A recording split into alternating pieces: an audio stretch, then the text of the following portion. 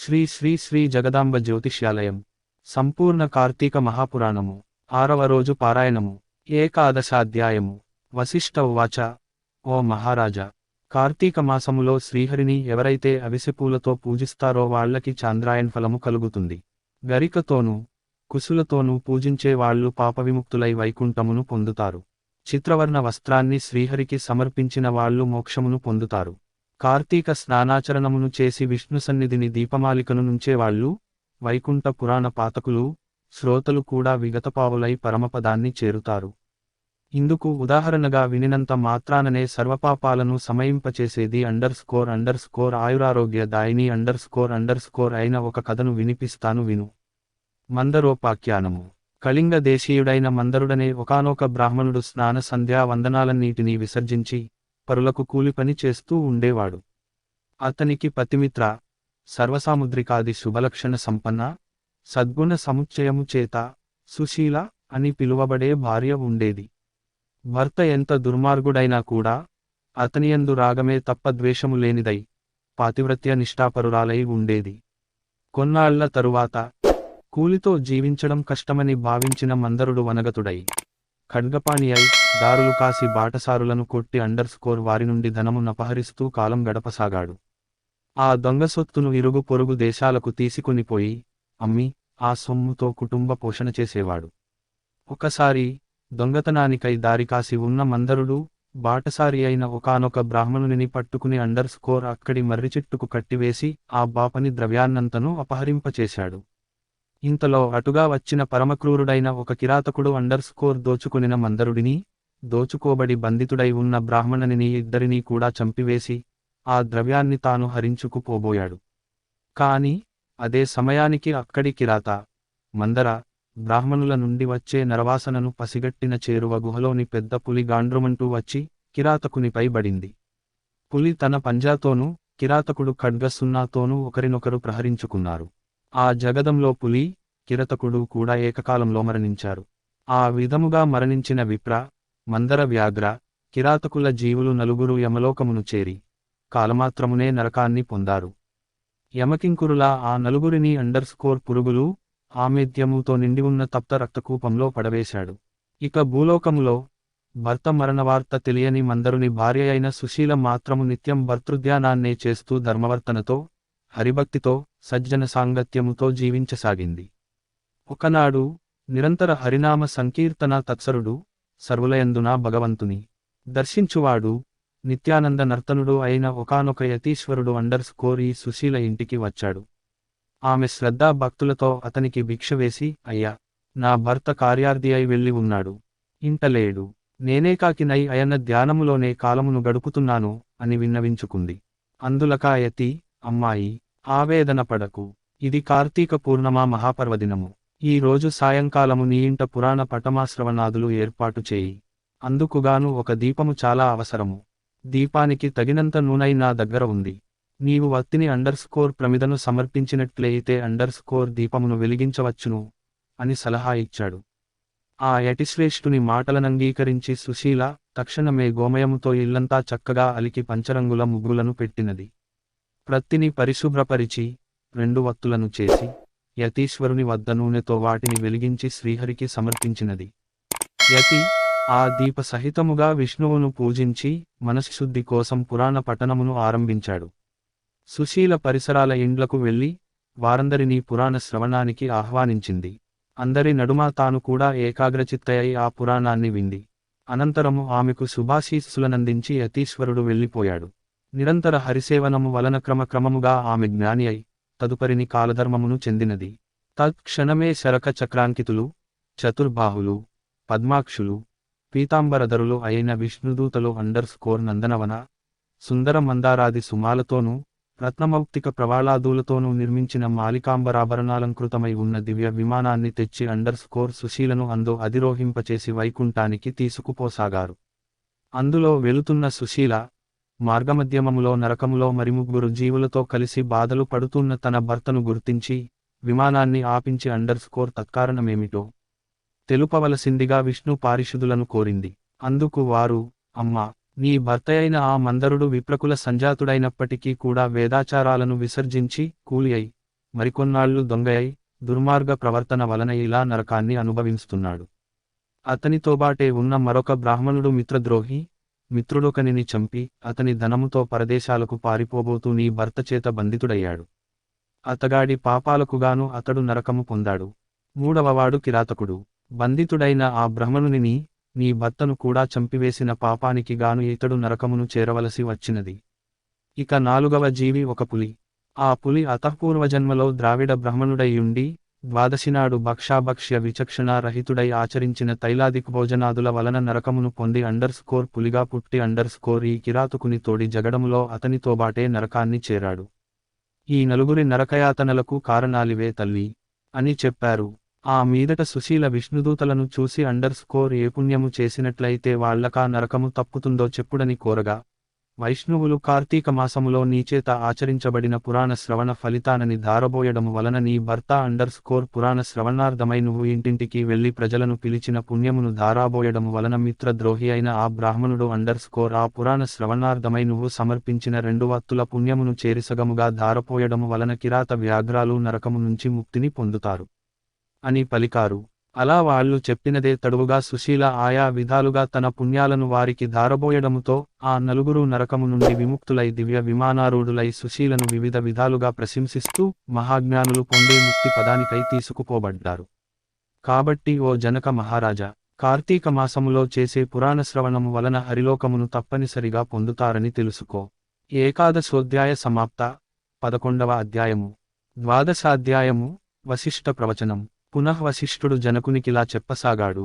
ఓ రాజా, కార్తీక మాసములో వచ్చే సోమవార మహత్యమును విని ఉన్నావు.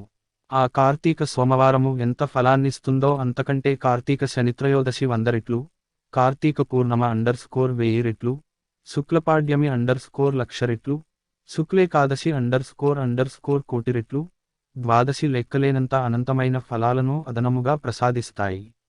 మోహము చేతనైనా సరే శుక్ల ఏకాదశి నాడు ఉపవసించి, మరునాడు ద్వాదశి బ్రహ్మణయుక్తులై పారాయణ చేసేవాళ్లు సాయుజ్య మోక్షాన్ని పొందుతారు. ఈ కార్తీక శుద్ధ ద్వాదశి నాడు అన్నదానమును చేసిన వారికి సమస్త సంపదలు అభివృద్ధి చెందుతాయి. రాజా, సూర్యగ్రహణ సమయంలో గంగాతీరములో 1,000,000 మంది బ్రాహ్మణులకు అన్నసమారాధన చేయడము వలన ఎంత పుణ్యము కలుగుతుందో అంత పుణ్యము కూడా కేవలము కార్తీక ద్వాదశి నాడు ఒక్క బ్రాహ్మణునికి అన్నమును పెట్టడము వలన కలుగుతుంది. 1000 గ్రహణ పర్వాలు, 10,000 వ్యతిపాత యోగాలు, 1,00,000 అమావాస్యా పర్వాలు ఏకమైనా కూడా ఒక్క కార్తీక ద్వాదశిలో 16వ వంతు కూడా చేయమని తెలుసుకో. మనకు ఉన్న తిథులలో పుణ్యప్రదాలైన తిథులెన్నైనా ఉండవచ్చునుగాక, కాని వాటన్నింటికంటే కూడా సాక్షాద్విష్ణు ప్రీతికరమైన ఈ కార్తీక ద్వాదశి అత్యంత ఫలప్రదమని మర్చిపోకు. ద్వాదశి దానములు. ఏకాదశి నాడు రాత్రి యామముండగా కార్తీక శుద్ధ ద్వాదశి నాడు క్షీరసముద్రము నుండి శ్రీహరి నిద్రలేస్తాడు. అందువలన దీనికి హరిబోధిని ద్వాదశి అనే పేరు వచ్చింది. అటువంటి ఈ హరిబోధిని నాడు ఎవరైతే కనీసం ఒక్క బ్రాహ్మణునకైనా అన్నదానమును చేస్తారో వాళ్ళు ఇహములో భోగాను సేవనాన్ని, పరములో భోగిశయనామ సేవనాన్ని పొందుతారు. కార్తీక ద్వాదశి నాడు పెరుగు అన్నదానం చేయడం సర్వోత్కృష్టమైన దానముగా చెప్పబడుతూ ఉంది. ఎవరైతే ఈ ద్వాదశి నాడు పాలిచ్చే ఆవును, వెండి డెక్కలు, బంగారు కొమ్మలతో అలంకరించి పూజించి దూడతో సహా గోదానము చేస్తారో వాళ్ళు ఆ ఆవు శరీరంపై ఎన్ని రోమాలైతే ఉంటాయో అన్ని వేల సంవత్సరాలు స్వర్గములో నివసిస్తారు. ఈ రోజు వస్త్రదానము చేసిన వాళ్ళు సంచితార్థాలన్నీ సమిసిపోయి వైకుంఠాన్ని చెందుతారనడంలో ఎటువంటి వివాదమూ లేదు.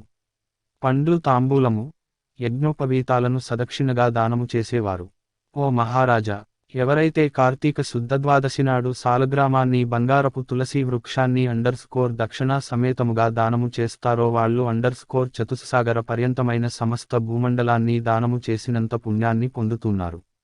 ఇందుకు నిదర్శనముగా ఒక గాథను చెబుతాను విను. ధర్మవీరోపాఖ్యానము. పూర్వము గోదావరి తీరములో దురాచారవంతుడు, పరమ పిసినిగొట్టు అయిన ఒక వైశ్యుడుండేవాడు. ఈ లుబ్ధుడు దానధర్మాలు చేయకపోవడమే కాక తను కూడా తినకుండా ధనమును ప్రోగుచేసేవాడు. ధనధాన్యాలనే కాదు, కనీసము ఎవరికీ మాట సాయమైన చేసేవాడు కాదు. నిత్యము పరులను నిందిస్తూ పరద్రవ్యాసక్తుడై మసలే ఈ పిసినిగొట్టు ధనమును వడ్డీలకు తిప్పుతూ అంతవరకు ద్రవ్యాన్ని పెందుకోసాగాడు. ఒకానొకసారి ఈ లుబ్ధుడొక బ్రాహ్మణునికి ఇచ్చిన అప్పును రాబట్టుకోవడం కోసం అతని గ్రామానికి వెళ్లి తానిచ్చిన బాకీని వడ్డీతో సహా ఆ క్షణమే చెల్లించవలసిందిగా పట్టుబట్టాడు. అందుకు బ్రాహ్మణుడు, రుణదాత, నేను నీ బాకీ ఎగవేసేవాడిని కాను ఎందుకంటావేమో. శ్లో యో జీవితి రుణీ నిత్యం నియమం కల్పమశ్నుతే పశ్చాత్తస్యసుతో భూత్వా తత్సర్వం ప్రతిదాస్యతి. ఎవడైతే రుణం తీర్చకుండానే పోతాడో వాడు మరుసటి జన్మలో రుణదాతకు సంతురూపముగా జన్మించి ఆ రుణాన్ని చెల్లుబెట్టుకోవసి వస్తుంది. అందుచేత ఏదో విధముగా సంపాదించి ఈ మాసాంతానికల్లా నీ రుణమును చెల్లుబెడతాను. అంతవరకు ఓర్పు వహించి ఉండు అని చెప్పాడు. ఆ బ్రాహ్మణ వచనాలను పరాభవ వాక్కులుగా భావించిన లుబ్ధుడు కనిసి, నీ కబురు నా దగ్గర కాదు.